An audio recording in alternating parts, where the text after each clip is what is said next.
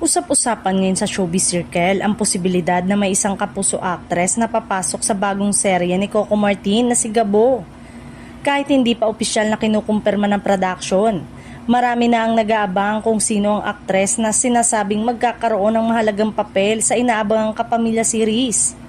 Ayon sa ilang source, isang kilalang actress mula sa Kapuso Network ang umano'y nakausap para sa isang special na role sa serye.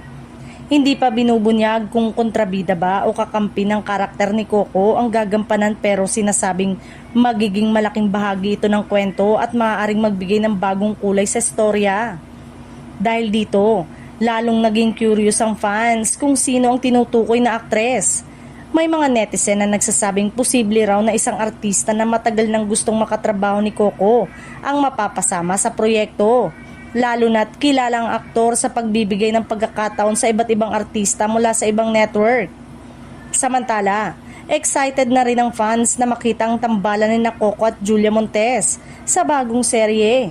Bukod sa kanilang chemistry, inaasahan din ng mas matinding aksyon at kakaibang misyon na ihahain ng kwento bawat linggo. Dahil sa kumakalat na balita, may ilang netizen tuloy ang nagtatanong, lilipat na nga kaya ng Kapamilya ang naturang kapuso actress o isa lamang itong espesyal na paglabas sa serye nang hindi tuluyang lumipat ng network? Sa ngayon, nananatiling palaisipan kung sino na nga ba ang kapuso actress na ito na posibleng pumasok sa Sigabo.